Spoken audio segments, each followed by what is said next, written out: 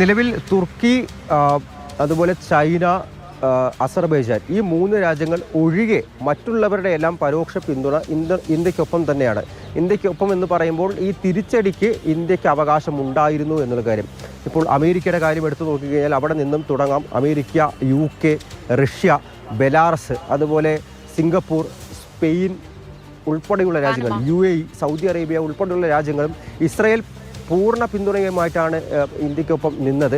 ഇവരെല്ലാവരും പറയുന്നൊരു കാര്യം എന്ന് പറയുന്നത് ഇരു രാജ്യങ്ങളും തമ്മിൽ തുറന്നൊരു യുദ്ധത്തിലേക്ക് പോകരുത്, ചർച്ചയിലൂടെ കാര്യങ്ങൾ പരിഹരിക്കണമെന്ന് മാത്രമാണ്. പക്ഷേ ഇന്ത്യക്കൊരു തിരിച്ചടി നൽകാനുള്ള എല്ലാ അവകാശവും ഉണ്ടായിരുന്നു.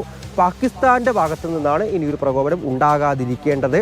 അങ്ങനെ ഉണ്ടായിക്കഴിഞ്ഞാൽ ഇപ്പോൾ നടത്തേണ്ട ഇരട്ടി പ്രഹരമുള്ള ആക്രമണങ്ങൾ ഇന്ത്യയുടെ ഭാഗത്തു നിന്നും ഉണ്ടാകുമെന്ന് മുന്നറിയിപ്പും ഇന്ത്യ നൽകിയിട്ടുണ്ട്. എല്ലാ തരത്തിലുള്ള ഉപരോധങ്ങളെക്കുറിച്ച് നേരത്തെ തന്നെ വലിയ പദ്ധതി ഇന്ത്യ തയ്യാറാക്കുകയും അതനുസരിച്ച് ഓരോ ഉപരോധങ്ങളും ഒന്നൊന്നായി പാകിസ്ഥാന് മേൽ ഏർപ്പെടുത്തുകയും ചെയ്തിട്ടുണ്ട്.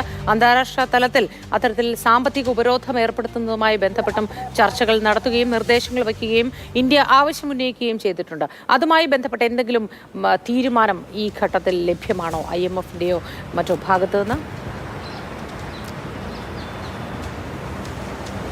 മോദി, നാളെ ഒരു നിർണായക യോഗം ചേരുന്നുണ്ട്, IMFന്റെ എക്സിക്യൂട്ടീവ് ബോർഡ് യോഗം. അതിൽ ഇന്ത്യ പറയാൻ പോകുന്ന പ്രധാന കാര്യം, അല്ലെങ്കിൽ സമ്മർദ്ദം ചെലുത്താൻ പോകുന്നത്, ലോകരാജ്യങ്ങൾക്ക് മുന്നിൽ ഈ പാകിസ്ഥാൻ ഇപ്പോൾ നൽകിക്കൊണ്ടിരിക്കുന്ന സാമ്പത്തിക സഹായം അത് വെട്ടിച്ചുരുക്കണം, അല്ലെങ്കിൽ നൽകാതിരിക്കണം എന്നുള്ളതാണ്. ഒപ്പം തന്നെ ഗ്രേ ലിസ്റ്റിൽ പെടുത്തണമെന്നുള്ള, ഗ്രേ പട്ടികയിൽ പെടുത്തണമെന്നുള്ള കാര്യങ്ങളടക്കം ഉന്നയിക്കും. ഇതെല്ലാം പാകിസ്ഥാനെ സാമ്പത്തികമായി ഞെരുക്കാനുള്ള ഒരു തന്ത്രം കൂടിയാണ്. അവിടെ പാകിസ്ഥാന് മുകളിൽ കരിനിഴൽ വീഴ്ത്തുന്ന മറ്റൊരു നടപടിയാണ് ഇപ്പോഴും അവരുടെ ഭാഗത്തുനിന്നും ഉണ്ടാകുന്ന പ്രകോപനം. അതായത് ഇന്ത്യ സംയമനം പാലിച്ച് ഇവിടെ നിൽക്കുമ്പോൾ പോലും പാകിസ്ഥാൻ്റെ ഭാഗത്തു നിന്നും പ്രകോപനങ്ങൾ ഉണ്ടായിക്കൊണ്ടിരിക്കുന്നു. ഈ തിരിച്ചടിക്ക് ശേഷവും ഇന്ന് രാവിലെയും ഉണ്ടായ ഈ പാകിസ്ഥാൻ്റെ പ്രകോപനം എടുത്തു നോക്കിക്കഴിഞ്ഞാൽ വ്യക്തമാണ്.